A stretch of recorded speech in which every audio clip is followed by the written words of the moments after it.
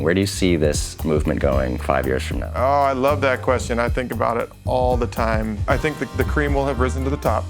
We're in a time now where it's like, what is this? And it's overwhelming, and like, I don't know what's good. In 5 years from now, I'll be like, all right, these are the top brands. It's all super cool. Everybody has it. It's expected for you to have a desirable adult non-alcoholic option on menu. We're not going to be in this age, which is like, oh, do they have anything? Oh, damn. We're not going to be there anymore.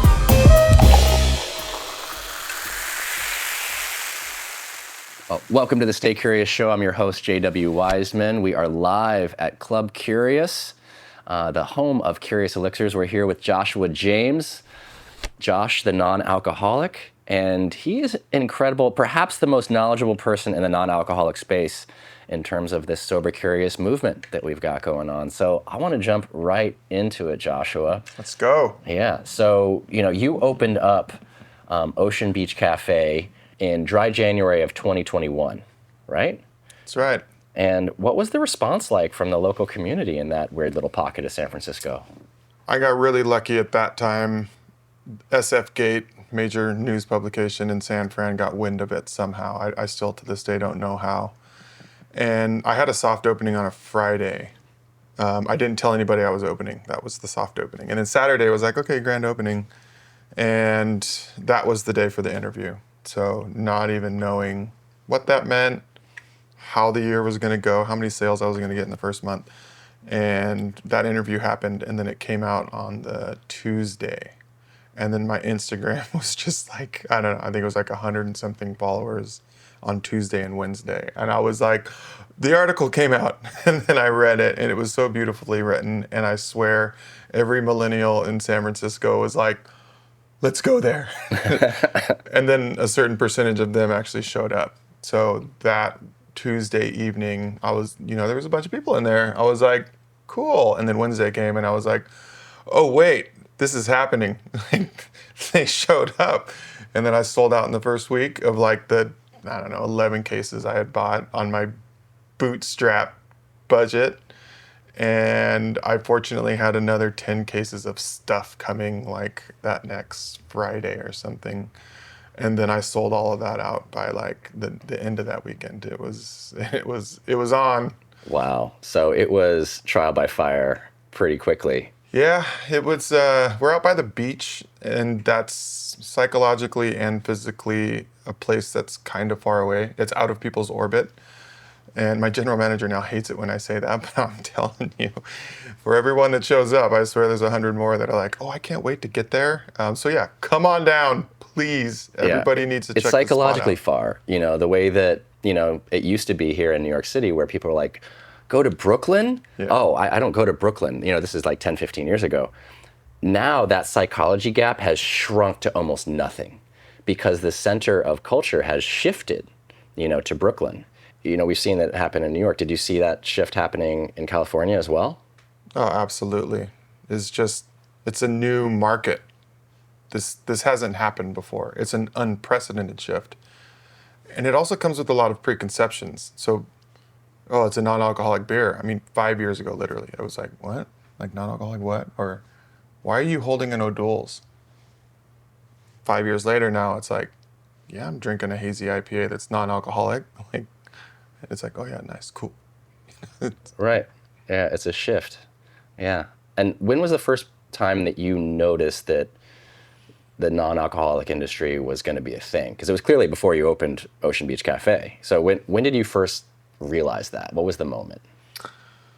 As a bartender, I loved kind of trying to spot trends before they happen, seeing what people are drinking. I was bartending here in New York City in 2016 to 2018. It was kind of around the time that the Aperol Spritz was really starting to hit. That was the first time I tried Seedlip, and I was noticing lower ABV.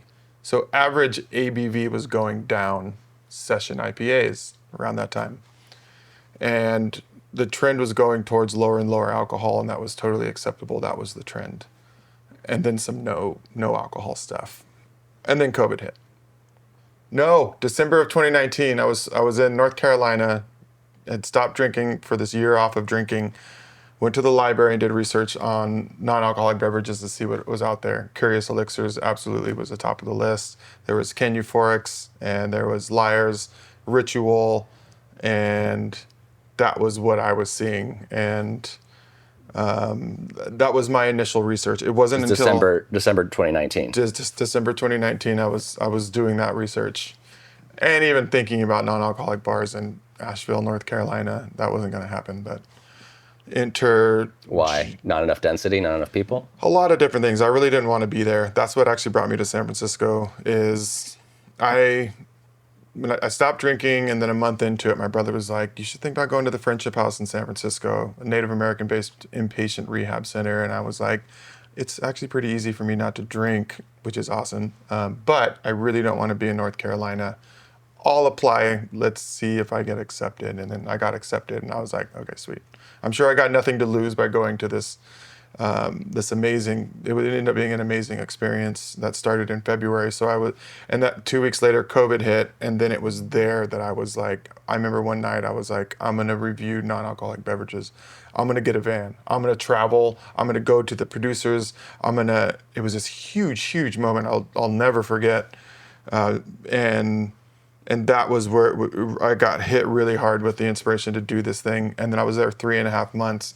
I left there, and then I bought $250 worth of non-alcoholic beverages at Total Wine and More with the very little money that I had. And I just started making videos on YouTube as Josh the Non-Alcoholic, and that's where that got started. Awesome. And that's how I first connected with you, I think, because I was just drawn to your reviews. Like, you were so good at reviewing, and I was like, I'm a big nerd. So I'm like, please tell me about all the things that I haven't had yet. Speaking of, I want to hear a little bit more about like your background in hospitality, because you've been in hospitality for a long time. Like, what was your first job, working in bars and restaurants? Straight out of high school, 18 years old, Outback Steakhouse. I was a busser, and I was getting cash money and tips every day. It was like $36 a night, and I was like, this is awesome. And and then a few months later, I was a server. I was like, this is even better. And I definitely had it in my mind at that time that I wanted to be a bartender. For whatever reason, I just saw them, and I was like, that's what I want to do. I even competed in a cocktail competition at 20 years of age. That's how interested I was. It was a complete disaster, but I was into it. So I got my first gig bartending in Alaska at 23, and then I was like, yep, this is it. And I was having a blast. And then I proceeded to bartend in a bunch of amazing places. I lived in Hawaii for 20 years, and got to work at the best bar on Kauai at 26, moved to San Francisco to really kick off the bartending career, managed a couple bars there, and was just drinking a lot and having a whole bunch of fun. And then I did LA, back to Hawaii, and then just geeking out on liquor, beer, and wine for 20-something years. Yeah. Ended up in New York, 2016 to 2018, at the height of my drinking career. And just loving it. What was the first drink that blew your mind? In the bar world? In the bar world, yeah. Oh, I remember my first Last Word. That was cool. That's amazing. Patty, who was just on the show recently, that was her go-to as well. So we were just talking about the Last Word. So that was one of the first ones that blew your mind. What about it, was mind-blowing for you? Just ticks all the boxes. The complexity, mouthfeel, and equal parts drinks I just think are so cool. And the balance of herb, sweet, tart, just all of it. I was just like, wow, this is so cool. And it was somebody from San Francisco that was sitting at my bar in Kauai that showed it to me. And then I was in San Francisco like a year later. Wow. I love that so much. The Last Word. That's twice in one day. So, and now I have a challenge to try and create a non-alcoholic Last Word. Have you ever tried that? Oh man, I have not tried that yet. It's the maraschino that I think I'm gonna have the most trouble with. Like the chartreuse, I know I can get some of the notes, but You can do it with the cherry juice. It'll turn it into a red drink. But I've tried. Like, I went to a bar and was like, they're like, yeah, we don't have any Luxardo, and I was like, can we just try to put an ounce of the maraschino cherry juice? that bright red stuff. A whole bunch of red 40 in there, please. And they did it, and it was actually like shockingly spot on for. So Awesome. there's a substitution there. I've tried that. I remember that. Well, and this is our cherry drink, by the way. This is Curious number 5, which is smoked cherry chocolate old fashioned, and inspired by the Blood and Sand and the Nice. Cocoa Puff old fashioned from the Broken Shaker in Miami, were the two ones with a dash of Black Forest chocolate cake in there. Because I was like, I like kind of like a little bit of nostalgia in here, and you get a little bit of the cherry and the chocolate. But then we're hitting you with 3 different types of smoke and wood to also just make it feel like a cocktail, get that beginning, middle, and an end to it. But one of the things that I love doing with drinks is also making them functional, and kind of Nice. using herbs and adaptogens in there. What are some of your favorite kind of functional ingredients that you like to mess around with? Love this question. I'm on team functional as well, while understanding it may not be for everybody. Of course. But I don't even want to make here's an amazing mezcal margarita. I do. I'll make a bespoke non-alcoholic mezcal margarita and with intention and blow somebody's mind with it. But I am so much more inspired to like, give me some rhodiola in that, how are we going to do it? Absolutely. Ashwagandha, rhodiola, lion's mane. Those roll off my tongue. I love using products that have that. And while we're here, like adaptogenic RTDs, in 2024, that is absolutely the category that is getting the most attention. And you were doing it how many years ago? 9 years ago, so 2015. Yeah, and people didn't really know what adaptogens were. I was just getting to know them. For example, that you mentioned rhodiola. That was the first one that kind of opened my eyes to it. And I was like, wait a second, this is a root that's been used for 2,000 years at least. It shows up in 66 AD for the first time in the history record in a Roman medical dictionary from that time. And not to mention the fact that Vikings would drink rhodiola tea before going into battle. So there's like all these crazy histories of it, and it grows natively everywhere from Siberia to the Hudson Valley, growing out of rocks. It's a succulent, and it's just like, it's a scrappy, hard scrabble plant, and it takes a long time to grow as well. So it's a fascinating one. But the thing I love about it the most is that it helps you with your cortisol levels. Like if you're having too much of the cortisol, it'll lower it. If your cortisol is too low, it'll raise it. And it's also like giving you more serotonin and dopamine precursors, so you're getting more of the raw materials for like the happy times, As you said, thousands of years, I see herbalism coming full circle, It's, I just see that's where this industry is moving.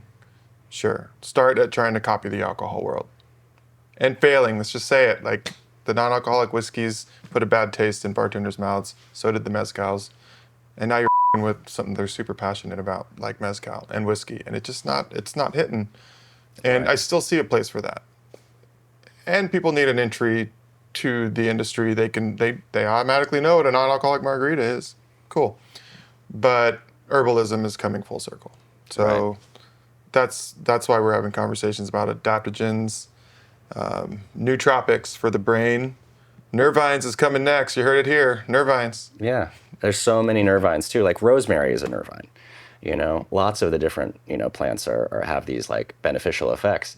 But ultimately, it comes down to like your body and what works for you. And this is something I always try to get across to people is, just because it's non-alcoholic doesn't mean that it's like good for your particular body. So you have to take it in, see if it works for you.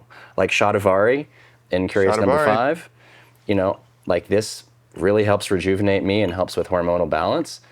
For one of my friends, he has it and he's like, whoa, I feel like I just took some Molly or something. So for him, he's like, he doesn't mind that. But for other people, that might be like, okay, Curious number 5 is not for me. Whereas the elderberry in this is pretty beneficial for almost everybody.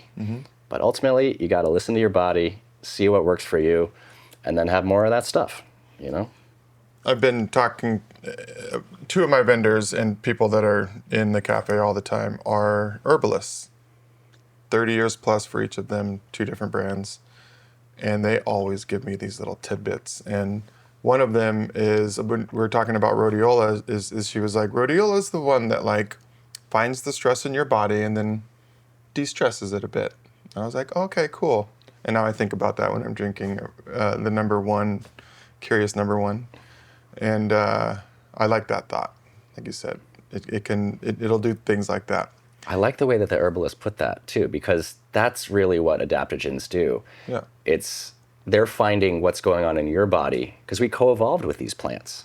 You know, we have receptors in our bodies for all of these things because our ancestors were popping these plants, you know? So like, that's the reason why they work on us, you know? But it's not working on you in one way, the way that you think about having caffeine works on your body in terms of suppressing your tired, you know? Because it's not giving you energy, it's suppressing your tired receptors. Interesting. Yeah, fascinating stuff. Wait, while we're here, do you think the cavemen had psilocybin and that's how their brains got so big and we evolved to where we are today? According to Fantastic Fungi, that's probably how it went down.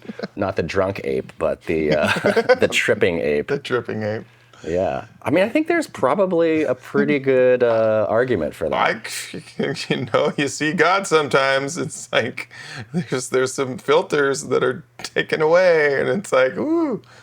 Yeah, it's like your antenna are opened, and then you're receiving. Sure. Yeah.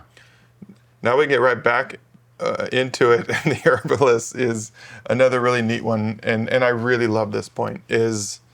So let's look at this a little bit differently, Josh. So this elixir here is doing really good things for your body. One of the side effects or the byproducts of that is that you actually feel a little something too. I was like, okay, you know, I can find myself focusing on, yeah, so do you want to feel a little something? And she's like, let's just look at it like it's doing something good for you. And like, ooh, one of the bonuses is you can also kind of feel something or get a little head change or body change, get a little high. And I love that. I just think that's a great way to be looking at it, as opposed to like, okay, so how high is this one going to get me? Like, how many milligrams is in that? You know, I'm so curious. You know, right? And again, it's all about like the dosage that you put into it. Everything that we do in Curious is a low dosage by design. We made these so it's kind of like a primer for you, where you can try out different herbs and adaptogens and see what works for you. Because these are not supplements. This is a food product. We're not trying to give people like a high here. We're trying to be like, oh, I subtly feel better. I suddenly feel a little bit more open, a little bit more connective with people. And we're feeling that glow together. You know, that's kind of what we're going for anyway. And other brands, they're going with like huge doses. That's also fine, but just know what you're getting into. Read your labels, you know, read your labels. Yeah. You know, you've been all over the country. You're developing a new show. I want to hear a little bit about like what you're working on. You know, this is like a traveling road show, right? Yeah. There's so two big things going on right now. We're filming for a non-alcoholic beverage traveling show. We are creating a 5-minute sizzle reel to pitch to Netflix for a non-alcoholic beverage traveling show. So if that ends up being Netflix, cool. If it's not, and it's something else that's grand and big and awesome and super high quality that covers what the hell just happened, like where we're at right now and what's freaking delicious and what we're going to be drinking in 2 years from now. I really want to get that to hundreds of thousands and millions of people. Once they have that knowledge, I know it's going to bring more wellness into their lives. I just want to I got something to tell them. And so I'm super excited about that as like the main priority for 2024. And then this wine from Austria came into my life and I fell in love. And it's incredible. You shared it with me. This stuff is so good. It's unbelievable. And you have a bottle of it here, right? I do. Here, do you want to show it? You want to show I people at home? can. I love. This is it. It came in from Austria. Right there. Put it right up in center. Came in from Austria, and I was like, oh yeah, you know, another non-alc red. Like, I mean, I have to try all of them. For the last 4 years, I've actively been searching for the best non-alcoholic wines in the world, and it's tough to make non-alcoholic wine, but the reds especially, it's just they're really, really tough. And so I've been actively searching for it. I feel like nothing was really cracked it until I tasted this one. I don't think you could say that there was a brand that had cracked it. There's like one brand that when people taste it, they're like, oh, this is good. I know one other brand. And Right. it's still like, I mean, for a wine person, they taste that same wine. They're like, okay, that's cute, like it's a little sweet, pretty jammy. And like, what is that liquid oak? It's just a bunch of stuff in there. You can just tell. But And this one is called Geronimo. this is Geronimo, and this is the Leonis blend, and it was a 98 point wine to start. So that was and I've heard that from other non-alc wine producers, is they're just like, you got to actually start with really good stuff because you are stripping it when you de-alc it, and that was a 98 point wine, 2 years of new French oak. It's out of Austria. And just these are winemakers as well. This isn't buying bulk wine and they're like, okay, let's put it through the machine and let's start a wine company, and white label that. No, this is a family that's got a lot of love and experience, just making like exceptional, old world, like that funk and finesse and the oak, and it's unreal. The aromatics. That last thing I'll say is just the aromatics on it are they're insane. They're 4 times as much as any other aromatics of any other wine. There's a new technology that isn't really being used except for these guys, and it's like, and then no additives of sugar or blackberry this or anything like that shouldn't be in there. There's no added tannins, and there's a bunch of stuff that gets added in a non-alc wine, but I've tasted it on 10 different sommeliers, and it is so fun because they're just like, oh, they automatically get hit with old world funk and barnyard, and then like dark cherry, and then they drink it, and it's like, Yeah. okay, yeah, this is the best that I've ever tasted, and it's just super fun to get to. I just want to. I'm just sharing it with people. I don't feel like a salesperson. I'm just like, it exists now, guys. Like, check this out. It's Absolutely. super amazing. Yeah, I was talking with a sommelier when I was out at my wife's dinner, my wife's birthday dinner. I was talking with a sommelier at the Wythe Hotel, and they were saying that they haven't tasted anything good in the red wine department in non-alc. And they were saying how when they used to have non-alc wines in 750 bottles, they would go bad. So the fact that this is in like a smaller, 375? Yep. Yeah, 375 bottle is exactly what they're looking for. I can't wait to share this with them. And I had been waiting, and one of the reasons why Curious hasn't gotten into wine is I was like, I know somebody's going to crack red wine. That was the one. And the same way that like 9 years ago, I was like, I know somebody else is going to crack craft beer. Yeah. And like, of course, like Athletic and a few others have come through and they've cracked it. And I was most passionate to start about cocktails. So being a cocktail nerd for 10 plus years. So I was like, I'm just going to stay in my lane. But then I was like, you know what? I really want to do some champagne cocktails and rosés. So that's why when we started doing Curious 7 and Curious 9, Yep. along with number 8, our Amaro, just kind of like making some funky different stuff. It's really fun to play with. In terms of like places out there on your road trip, things that are going to be in your show, what restaurants are doing it the best? Like who's doing it the best in terms of a non-alc menu? Michelin-starred restaurants. I'm taking this wine straight to Michelin-starred restaurants first because they already have created the bandwidth within themselves, and they have the money and the interest. They're at the top of that food chain where they're like, we have to have the best, and we have to present it to these people that care about it, like we do.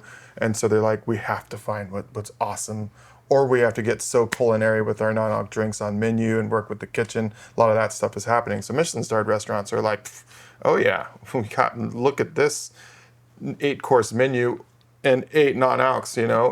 We're on it. Yes. Yet you can go to a very relevant bar program and they're still like, oh yeah, we can make you something. Bartenders are really great. They can make you something.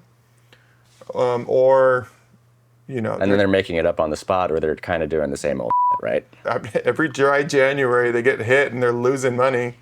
Right. The cities, like the bartenders in January, right after they get done with Thanksgiving, Christmas, and New Year's, and then it's like dry January. Half of the country is like, okay, this is where we stop drinking, and they're like, the money just stops coming in. I know. It's so funny to me too because it hits their bottom line so hard so fast, and they're so kind of shell-shocked from the holiday season that they all come to us in January. And I'm like, you needed to come to us in November. So any bartenders, if you're listening to this now, every month you don't put a sophisticated non-alcoholic section on your menu, you're losing thousands of dollars every month. It's not just January. This is the way I say it. All right, you know how many people order a glass of water because there's not a desirable adult non-alcoholic option on the menu? Okay. Now, let's say it's 1 million people in the country, okay? Now, multiply that by $12. Literally. There's a bunch of millennials and even Gen Z.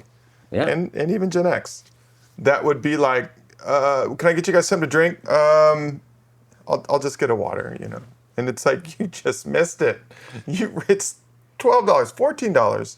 And get something good, please. Like, I see it in New York a bunch right now. It's like, it's still juice-based, and maybe they take the tweezer and they put the dill piece like right in the middle of the coupe. Cool.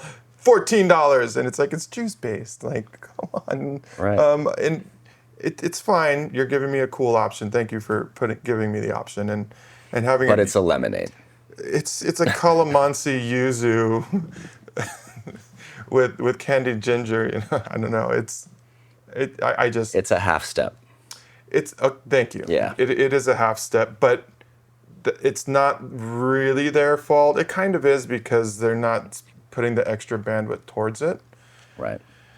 But it's also kind of not their fault because they have distributors, and it's actually the distributors that are freaking dinosaurs that aren't curating a non-alcoholic list in their book. In fact, the distributor, culturally, it's just kind of like, why the fuck do I care about non-alc? What is that, 1%, less than 1% of my bottom line? My revenue stream?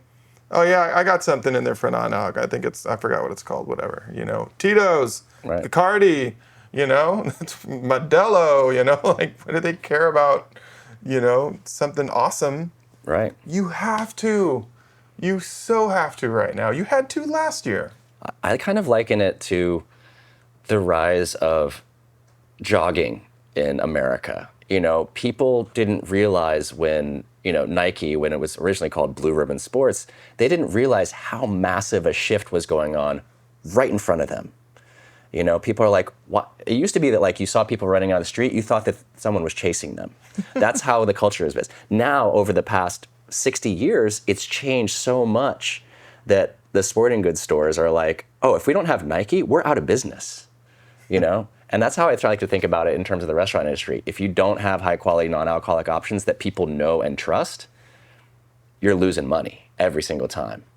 So, God, every day I'm just like, every bartender in San Francisco listening right now, please just walk through the doors of Ocean Beach Café. You don't even got to buy anything. In fact, I'll give you free. I'll sit you down. I'll you up. Just give me like 10 minutes. I'm not saying I'm going to mess you up and get you high. I can do that as well. I have hemp-derived THC products and some really cool kava products you should definitely try.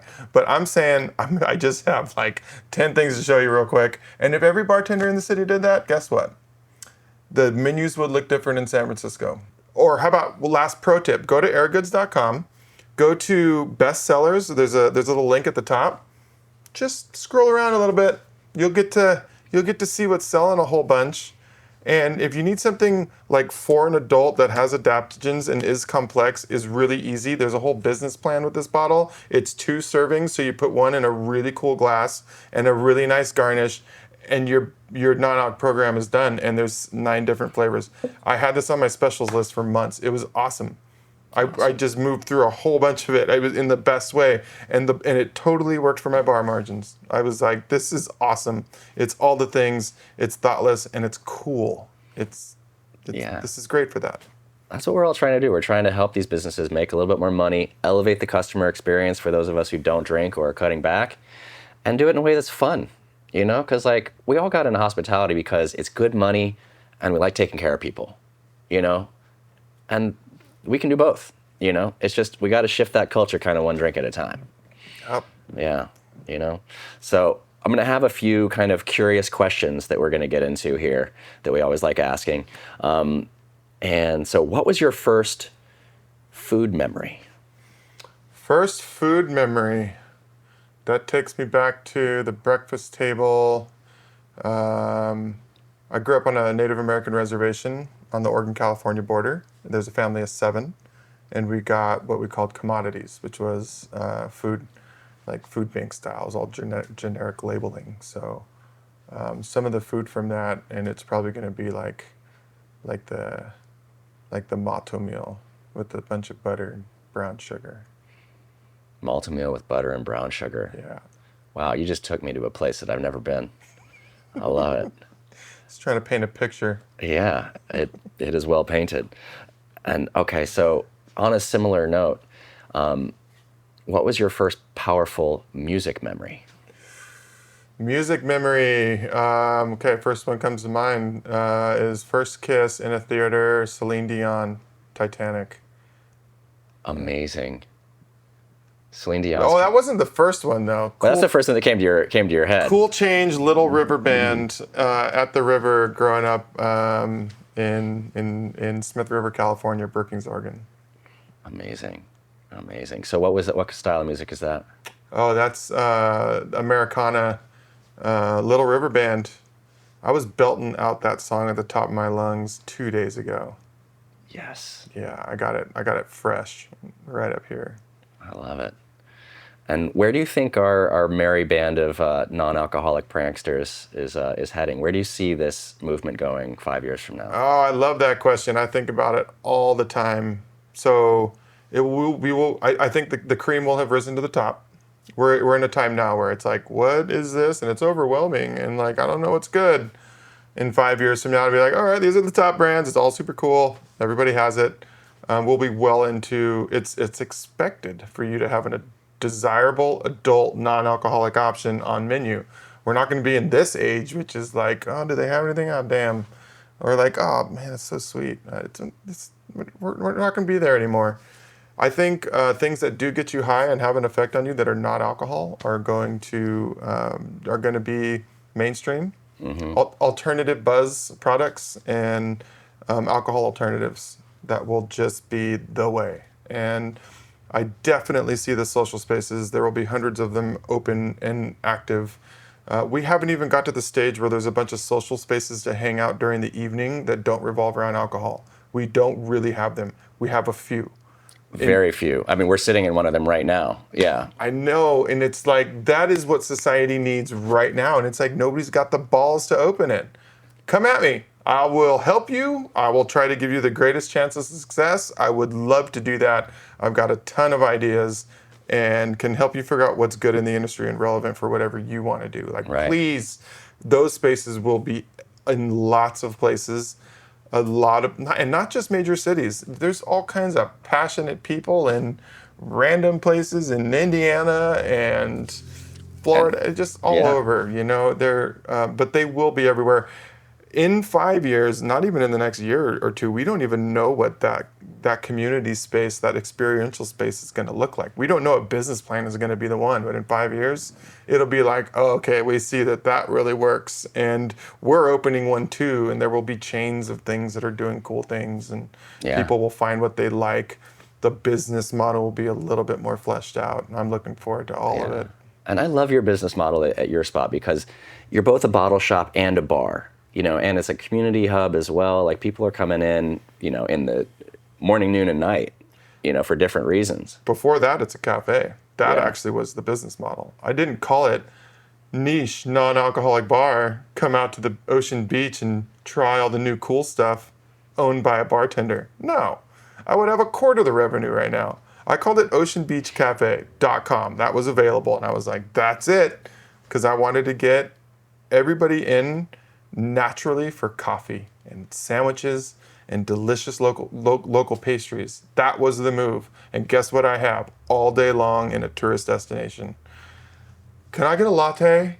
Can I get a latte? I got serious latte trauma at this point, but you know what? I'm getting that latte money, I'm getting that sandwich money, and when they get there, I'm hoping 80 to 90% of customers before they leave, they see that this is not a liquor store, that this wine shop is all non-alcoholic.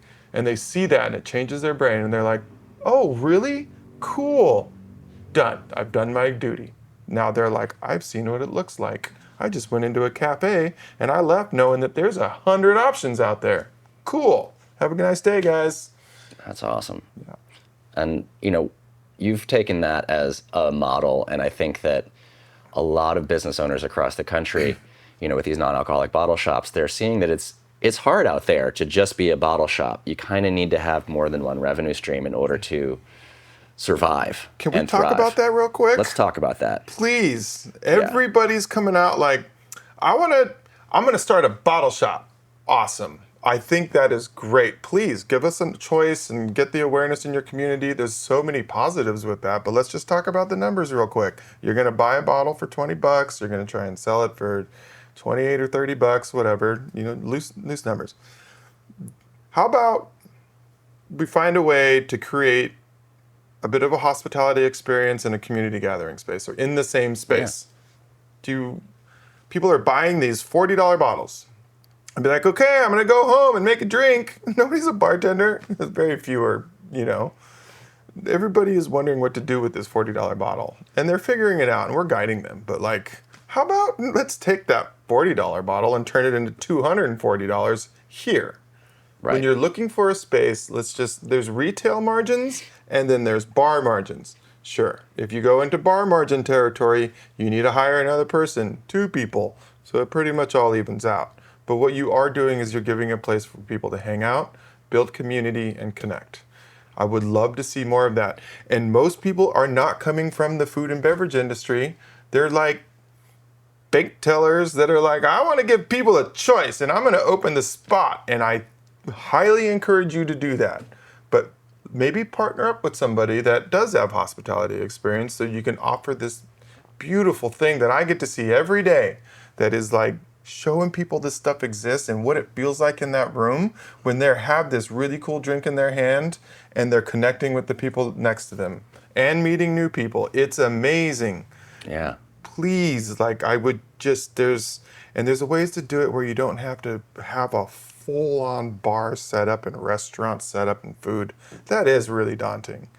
But there's a way to do it. You could even just have this glass of wine thing. You could have this right here, just pour it in the glass and put a little edible flower on it, and now they're holding something. And you're good to go. And have the retail selection as well. Put some chairs in there, create a spot. Oh man, we need them so bad right now. People are thirsty for connection, the same way they're thirsty for non-alc.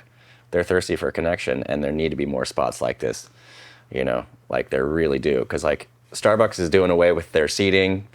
So much of the mobile ordering is taking over their business. So it's not the third place as much as it used to be. Okay. So there's a vacuum right now, and I think that with commercial rents being lower than they have been historically, because so many city centers, people working from home, they're even more thirsty for this connection than ever. So entrepreneurs out there, if you feel called to do this, people like us, we're here. Hit us up on Instagram. We're here to talk and help. And shout out to Chris Marshall from Sands Bar Academy. Yeah. He helps people do this stuff all the time. That's who did it. That's the incubator. Yeah. That's the one that he created the space to come learn and makes them pay an investment to commit to the thing and gives them this way to go out there and do the thing. I would just love to get him right after that, maybe just be like, okay, let's hospitality, community spaces, and also I will say cafes are kind of antisocial. Actually, you go to a cafe to get your thing and maybe be on your laptop. You're not really. I don't see people talking to each other across tables in my cafe in their laptops and everything. But don't you go to a bar to hopefully meet some strangers and connect with folks? That's different, right? Right. That's a different kind of third space. So I love the cafe non-alc bar model because you can still get people in naturally with the cafe. The coffee thing is just you just get people, find you, come in, boom, just all day long. You'll just keep getting hit with customers. So cafe model works great for that. And then have it turn into the social space, 4 o'clock on. How about that?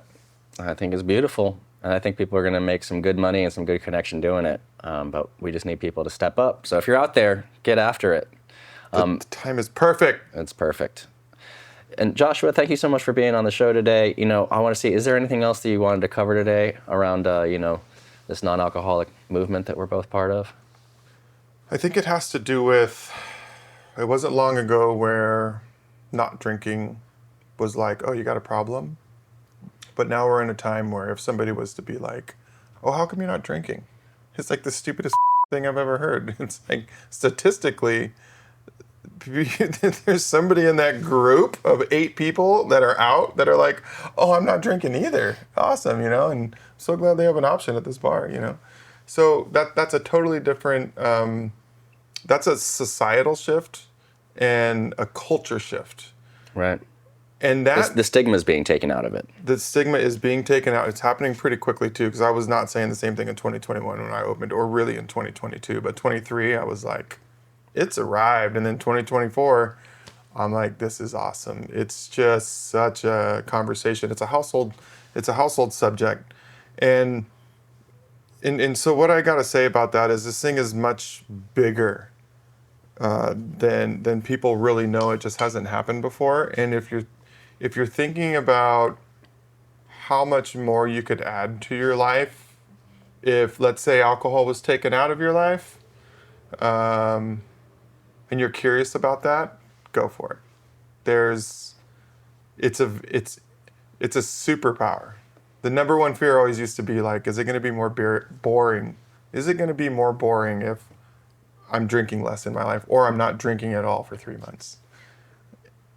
And it's absolutely the opposite of that. It's absolutely the opposite. Life is more fun and more weird with less booze, 100%. Yes. Get excited about it and see what happens. Get excited about what's coming up with that. Well, thank you for that. And you can find Joshua James at Josh the Non-Alcoholic on Instagram or at Ocean Beach Café. And we love having you here, man. We love going deep into all of the things non-alcoholic. And thanks for always sharing your knowledge and your spirit and your energy. It's awesome, man. Thank you, brother. Thanks for creating the space, John. Of course. Glad to be here. Stay curious, y'all. See you next time. Are you curious?